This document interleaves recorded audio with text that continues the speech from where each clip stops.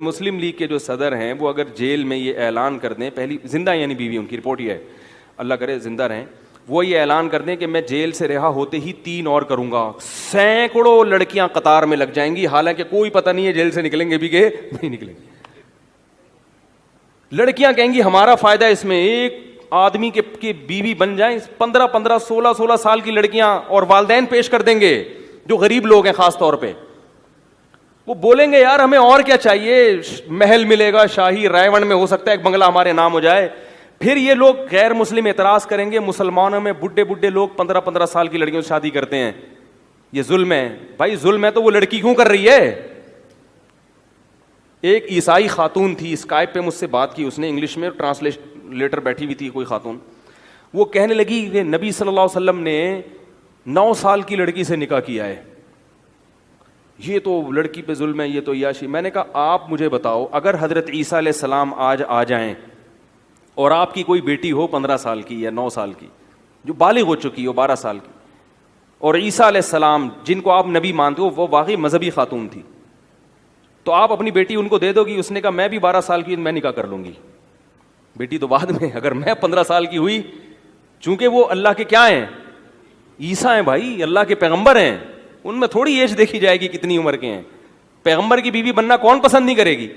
تو میں نے کہا جس کو یقین تھا نا کہ محمد صلی اللہ علیہ وسلم واقعی اللہ کے نبی ہیں، انہوں نے بیوی بننا پسند بھی کیا، ان کے باپ نے دیا بھی، اور ساری زندگی اس پہ خوش رہی ہیں۔ اور جن کو آپ کی نبوت پہ شبہ ہے وہ کہہ رہے یار 50 سال کے ہو کے شادی کس سے کی؟ بھائی جب وہ خوش ہے تو آپ کو کیوں تکلیف ہو رہی ہے؟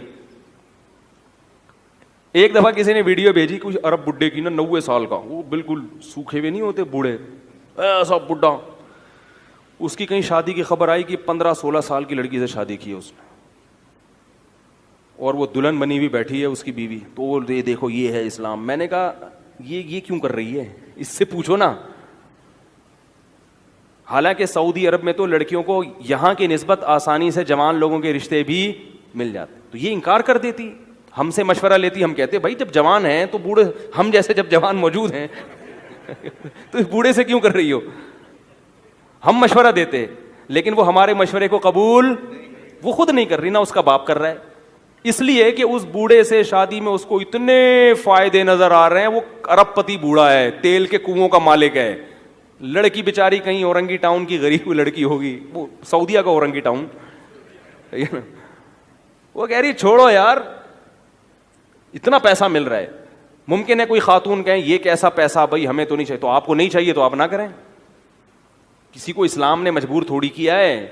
اکثر خواتین کو واقعی پسند نہیں آتا اور آنا بھی نہیں چاہیے، کیوں کر رہے ہو بھائی بوڑھے سے، لیکن اگر کوئی کر رہا ہے تو یہ اس پہ ظلم نہیں ہے، بلکہ اس کے ساتھ احسان ہے کہ اس کو شریعت نے آپشن دیا ہے کہ بھائی نکاح میں بہت ساری مصلحتیں، تو تم کسی بھی کوئی بھی مصلحت حاصل کرنا چاہو تو تمہارے لیے راستہ کھلا ہوا۔ یہ مصلحتیں جبھی حاصل ہو سکتی ہیں کہ جب مرد کو زیادہ نکاحوں کی اجازت دی جائے، اور عورت کے لیے سلیکشن کیا ہو، آسان، سپلائی کے مقابلے میں ڈیمانڈ بڑھ جائے، اس سے عورت کی ویلیو بڑھے گی۔ ویلیو اس لیے کہ عورتوں کے لیے رشتوں کی کمی نہیں ہوگی، مردوں کے لیے رشتے کم پڑ جائیں گے۔ جو اچھے مرد تھے وہ سارے چار کر کے بیٹھے ہوئے ہیں، اور جو ہیروئن کی چرسی بے روزگار وہ گٹر کے ڈھکن پہ بیٹھے ہوئے ہیں۔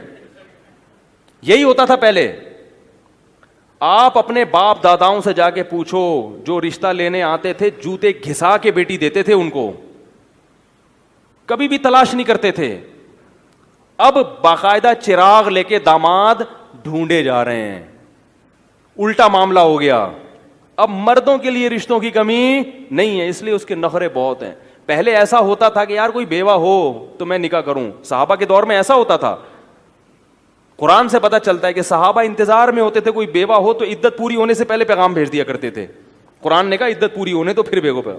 اور میں نے اپنی کتاب میں واقعات لکھے ہیں کہ ایک عورت کو طلاق ہوئی، بیوہ ہوئی، درجنوں رشتے آئے ہوئے اور بہترین سے بہترین۔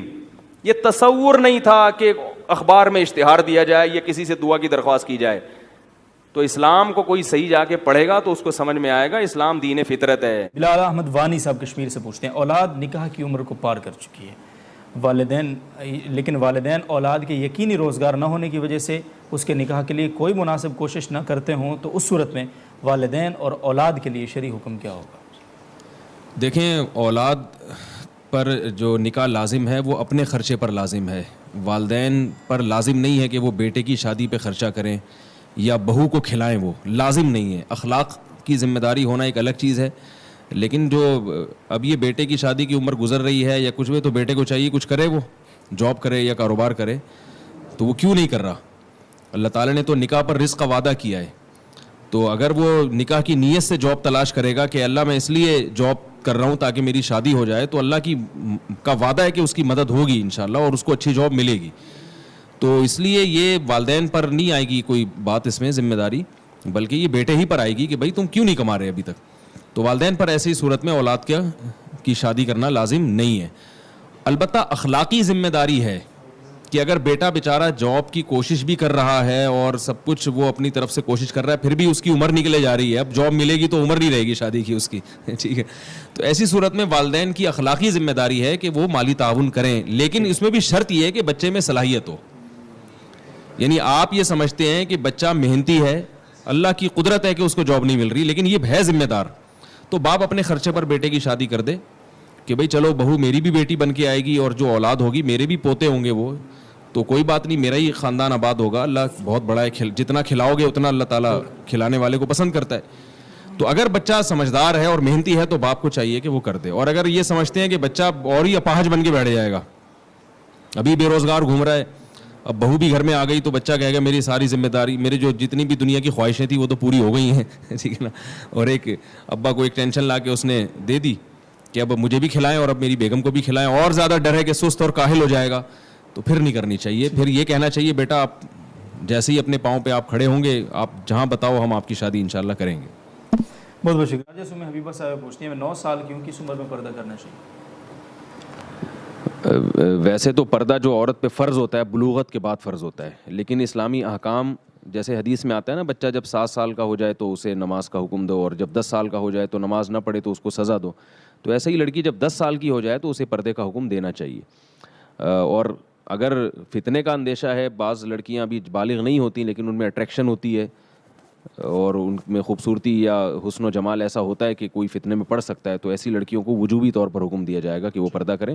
باقی پراپر طریقے سے جو شریعت کا حکم ہے پردے کے فرض ہونے کا، وہ صحیح احادیث سے جو بات ثابت ہے وہ بالغ ہونے کے بعد ہے. اس سے پہلے عادی بنانے کے لیے حکم دیا جائے گا یا فتنے سے بچنے کے لیے حکم دیا جائے گا. بہت بہت شکریہ.